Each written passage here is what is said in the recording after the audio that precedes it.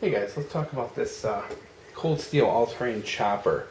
Brand new two-handed machete out by Cold Steel, and it's part of their budget line of blades. Only about $32 I paid for this bad boy. And this is what it is. This is a $30 beast. You're talking 20.5-inch blade, 29 inches overall. It's like 3 millimeters thick, 1055 carbon steel, polypropylene handle, nice nylon sheath, you name it. Very typical of all the other cold steel machetes, same materials, just different length and weight and configuration. This one is nice, and it is a heavy duty two-handed machete, and I tell you guys, just from playing around with this in the backyard for a couple of minutes, it is an absolute beast. It comes with this sheath. I'll show you real quick. Has a nice plastic end, so if you do drop that nice sharp pointed end, it's not going to go through your feet. It's held in with rivets, as you can see. Typical cold steel nylon sheath, nothing fancy whatsoever. It's got 2 snaps that hold it in place, and a third one down here that holds the handle. It does not have a loop for belt carry, but what it does have is this adjustable shoulder strap that's made of nylon, which is pretty good. It fits on the back fairly well, but it does slide around a little bit. It's not a terrific way to carry this machete around, but it will work. But even then, you can definitely use that nylon and use it to weave it into molly gear or strap it onto your backpack or whatever. It definitely lends to many different ways to carry this big beast of a machete. As for usefulness, this thing, will definitely take down small to medium-sized trees in that 6 to 8 inch range. You can take down brush and all kinds of fun stuff with it. I do recommend only using it two-handed. It is very heavy, and this is not something you want to let slip and lose control of. So, I only use it two-handed. I tried a couple one-handed swings, and it just, I just wasn't strong enough to risk taking a lot of swings with that guy. As usual, with these cold steel machetes, it comes with the black baked on finish, and there are a couple flaws in my finish, which is very typical of cold steel, but you have to remember, guys, this is a budget line. They're not going to be as perfect as something you spend $80 or $100 for. The handle is a little on the slippery side, which is one of my complaints, but I'm going to fix that with a little bit of athletic tape. It does have, just zoom in for you here, guys. There you go. You can see it does have a lanyard hole and a little bit of a finger choil there to kind of keep your hands on it, as well as another one near the top here. So it does hold your hands very well in place while using it. And as you can see, the last inch or so of the blade is not sharpened, so if you do need to choke up and do any fine detail work with it, you can definitely do that. Comes with that standard cold steel sticker there. As you can see, this one is made in South Africa, as are most of their budget line. And one of the interesting things about this blade compared to a lot of the cold steel blades is that the edge has the coating removed. A lot of the cold steel blades I've gotten over the years, that baked on finish is over the edge, and it didn't come this way with this. So I'm guessing they have changed up their manufacturing, where they're now putting on the coating and then grinding out the edge. The edge came moderately sharp. As with cold steel, if you actually watch Lynn Thompson's videos, one of the things he does say in those videos is that they very intentionally do not put a lot of effort into the edges of their machetes, particularly their budget line. And what he said in that video was that he wanted people to be able to get this machete and sharpen it to their own level. Some people prefer a duller kind of field edge, whereas some people want them razor sharp. And he didn't want to take his machetes and make them razor sharp for the people who wanted the duller field edge, and vice versa. So he said, it is very intentional that they leave their edges, kind of unrefined. And this is a plus and minus for some people. For me, it's a plus because when I get machetes, the first thing I do is sharpen them to my liking.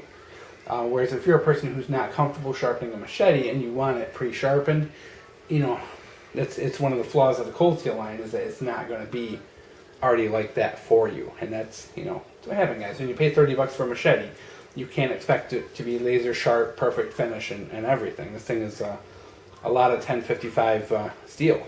It's over 2 pounds. It's like 2¼ pounds of 1055 carbon steel, and it does have that spring temper, which makes for a very tough. If you're not familiar with the cold steel budget line of machetes, they are very tough for the money. 1055 is a lower end carbon steel. It's not the best in the market by any means, but it is still very tough, very resilient, and you have a hard time destroying a cold steel machete. It takes a lot of work and a lot of effort to destroy these things. They really are built very simple, no frills, just complete utilitarian machetes. And that's one of the things I do like about them is their budget. It's 1055 carbon steel, so they're very easy to sharpen if you do want to take that time and effort to sharpen it yourself.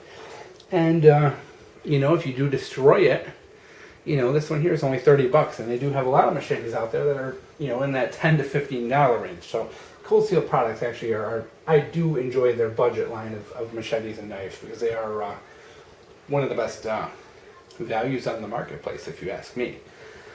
So let's talk about usefulness of this. We've already said this is a big 20+ inch, 2+ pound gigantor of a two-handed chopping machete, but who's going to use this? Number one, this is something I would definitely take with me to deer camp. Every year I set up deer camp for a week during black powder season. This is something I would definitely throw in the car and bring with me. It will let me clear a lot of area. Using a two-handed machete, you'll be able to chop things out of there no problem. Just using it in the backyard for a couple of minutes, this thing hits really hard. It's very heavy, it hits hard. You can clear some pretty big and pretty thick brush in no time with this.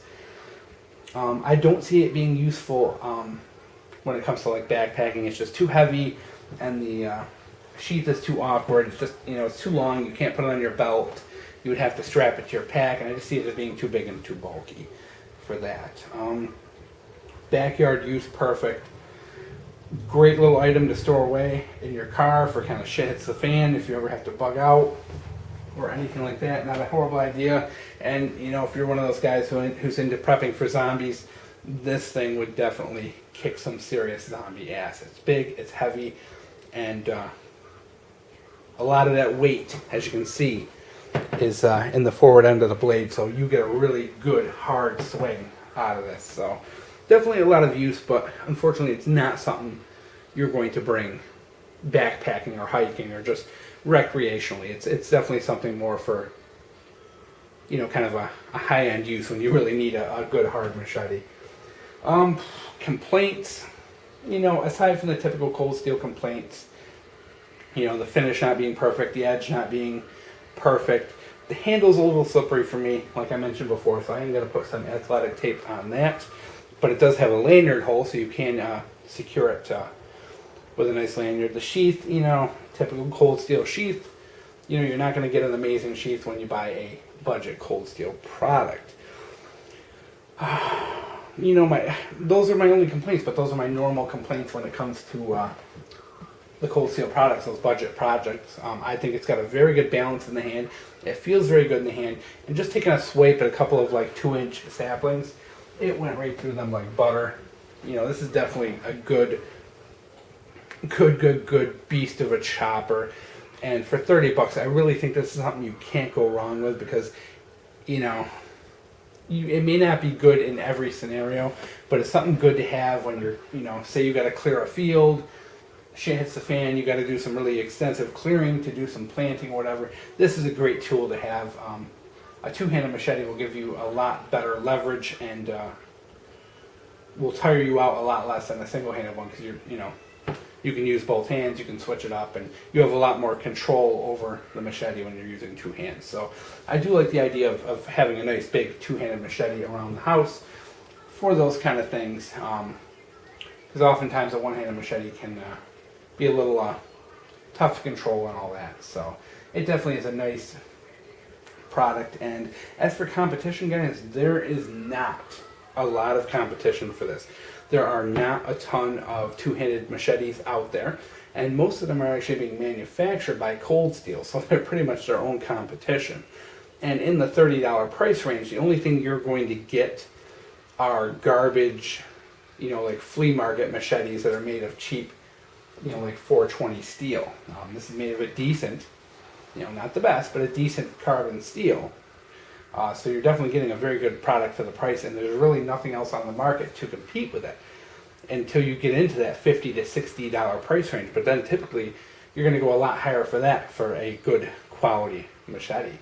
I know Condor has some big heavy machetes like that, and I think Ontario has a big kind of multi-purpose tool. It's around $80, but like I said, you're not in that $30 price range. If you're on a budget and you need a big beast, this is the one to go with. But if you have more money and you can spend more money, there are better products out there. But if you got $100 to spend, you're probably not sitting around watching this video either. So guys, I hope you enjoyed.